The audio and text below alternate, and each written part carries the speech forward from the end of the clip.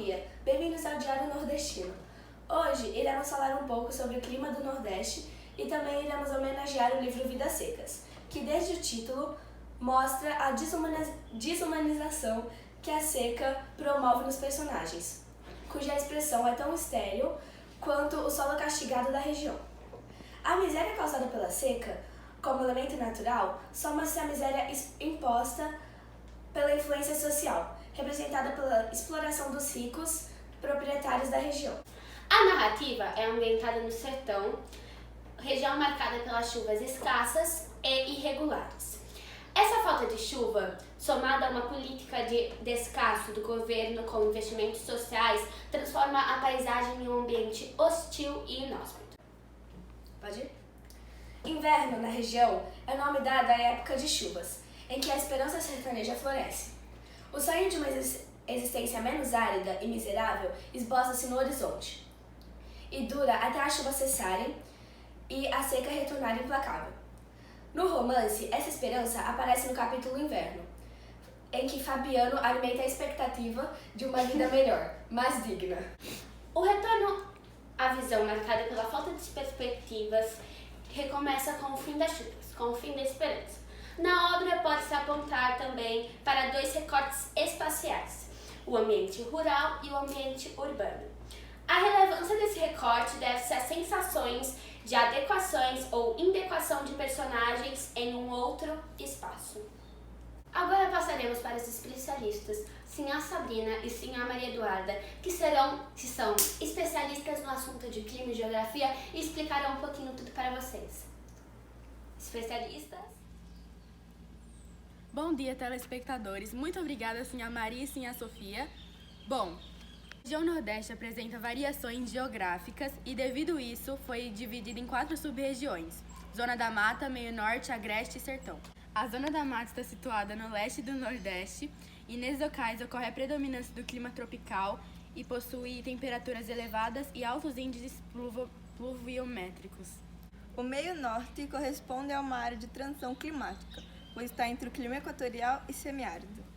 O Agreste ocorre entre a Zona da Mata e o Sertão e apresenta características que variam entre a floresta tropical, a caatinga e a vegetação da região sertaneja. Aqui no Sertão, compreende as áreas localizadas no interior da região, onde ocorre a predominância do clima tropical semiárido e as temperaturas são elevadas, com 2 estações bem definidas, o verão seco e o inverno chuvoso. Porém, as estações chuvosas se apresentam somente em 3 meses. Pode-se concluir, então, que em Vidas Secas os personagens estão localizados no meio do Nordeste, onde apresentam grande dificuldade por causa da seca em grande parte do enredo.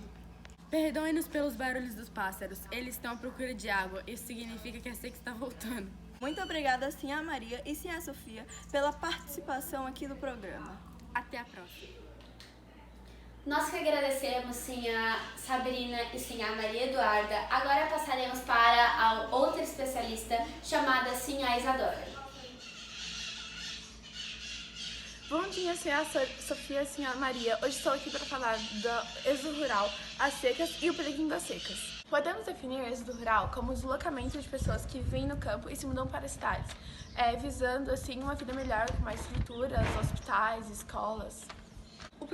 Os principais motivos que fazem essa grande movimentação de pessoas são vários fatores, que um deles são a busca de empregos com melhoria de salários, a mecanização de produção rural, um lugar com hospitais, escolas e estruturas, fuga dos desastres naturais como seca, enchentes e também uma qualidade de ensino. O êxodo rural provoca, em geral, vários problemas sociais, como, por exemplo, as cidades que recebem grande quantidade de imigrantes, elas normalmente não estão preparadas para isso. Então, o desemprego, por exemplo, ele cresce em um número elevado e muitas pessoas precisam morar em lugares não tão adequados, como favelas, e acaba fazendo trabalhos não assalariados, com pouca remuneração. Outro problema social é no caso das periferias e de bairros mais precários, que acabam recebendo muitas pessoas e os hospitais e escolas acabam sendo superlotados e a qualidade fica muito baixa. As escolas com muitos alunos na sala de aula, o ensino acaba sendo reduzido e os hospitais superlotados não conseguem atender a população. Os municípios rurais, que perdem toda a população, acabam sofrendo com a arrecadação de impostos, que acaba diminuindo. Assim, eles entram em crises, o número da população diminui drasticamente e, às vezes, até as cidades deixam de existir, se tornando cidades fantasmas. E outros problemas apresentados no Nordeste, um deles é a seca, que é causada pela escassez de chuva, que proporciona pobreza e fome. O nordestino apresenta as menores incidências de chuva do país. Isso é causado pelas massas aliadas ao relevo, que acabam dificultando a presença da chuva em toda a região. No sertão, raramente as chuvas elas ocorrem entre outubro e março do ano. Elas são provenientes de ações de frentes frias com característica polar e que se apresentam e agem no Nordeste. As outras áreas do sertão têm suas chuvas provocadas pelos ventos alísios, que eles vêm do hemisfério norte. Então, as chuvas ocorrem entre dezembro e abril. No entanto, não ocorrem todo ano e, às vezes, elas causam um longo período de seca, sem chuva, causando a fome e a pobreza. Toda essa situação faz com que muitas pessoas precisam fugir da seca e, assim, são chamados retirantes climáticos, os quais são fortemente retratados no livro Vidas Secas. Bom, esse é o Polígono das Secas. Em vermelho está destacada toda a região que é considerada. Em amarelo é onde tem mais índices de seca. Aqui em roxinho é onde as precipitações são inferiores a 750 milímetros. Muito obrigada pela participação e até uma próxima oportunidade. Muito obrigada, Sinha Isadora. Agora passaremos para outra especialista chamada Sinha Maria Clara. Muito obrigada, Sinha Maria e Sinha Sofia. Bom dia a todos vocês, telespectadores. Estou aqui para falar um pouco com vocês sobre políticas públicas no Nordeste. A região Nordeste do Brasil, ela é marcada por fortes desigualdades sociais e econômicas. Segundo o censo de 2010 do IBGE, Instituto Brasileiro de Geografia e Estatística, os estados nordestinos ocupam as piores colocações na classificação do IDH, Índice de Desenvolvimento Humano, entre os estados das outras regiões, com o IDH médio de 0,659. A economia açucareira praticada durante o Brasil colonial caracterizou-se pelo uso da mão de obra escrava, concentração das propriedades em grandes latifúndios e forte dependência do mercado externo importador de produto.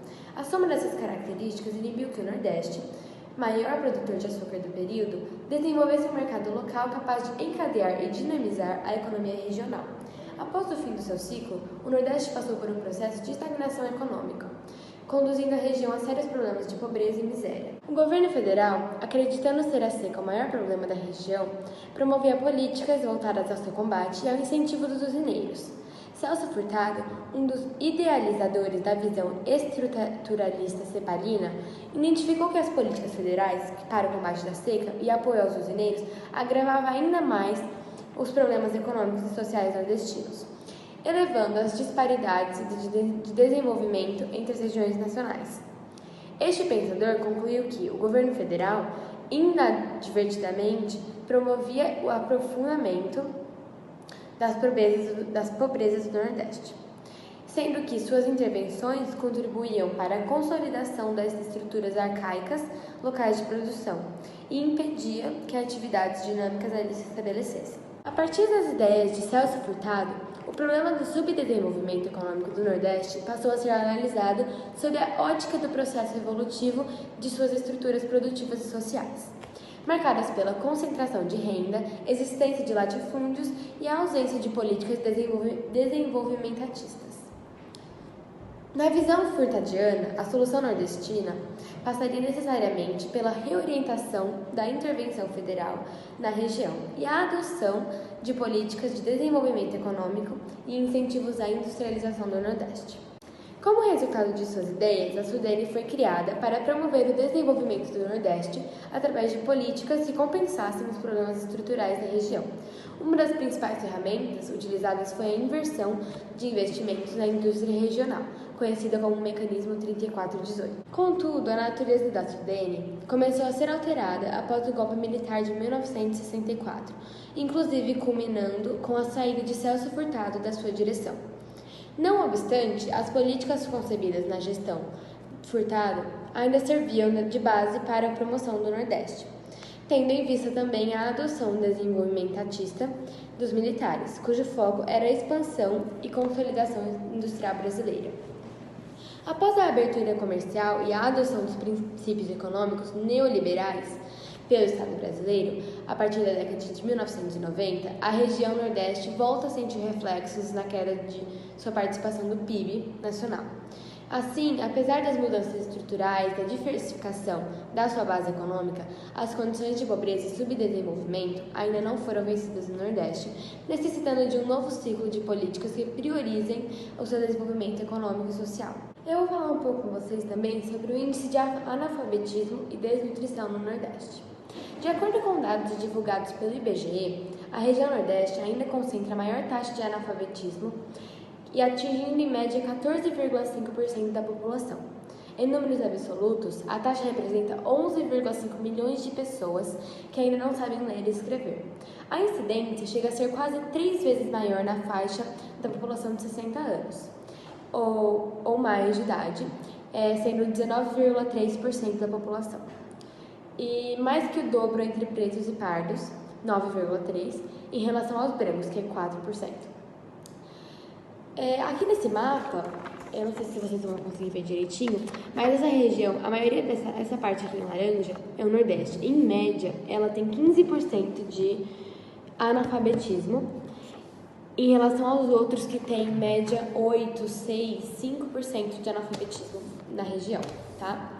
Toda essa situação de analfabetismo e fome no Nordeste é muito bem representada em Vidas Secas, em que o nível de educação da família, que é os principais, é muito baixa e a falta de comida é mostrada diversas vezes. Então é isso, muito obrigada a todos vocês e tenham... Antes de encerrar, falaremos para vocês um pouco de curiosidades sobre o livro, já que somos ricas em detalhes. A primeira curiosidade que eu tenho para contar para vocês é que no livro a palavra inverno significa chuva. Então, quando Fabiano se refere ao inverno, na realidade ele está se referindo a chuvas. Uau! O romance originalmente se chamaria O Mundo Coberto de Penas, título do penúltimo capítulo, em referência às penas negras dos corvos cobrindo o chão seco. O texto original está grafado assim. Porém, o próprio Graciliano Ramos riscou o título original e escreveu à mão, Vidas Secas. Muito obrigada por terem assistido o Diário Nordestino. Recomendamos muito este livro para vocês, Vidas Secas, um livro cheio de conhecimento e rico em detalhes. Até amanhã, bom dia!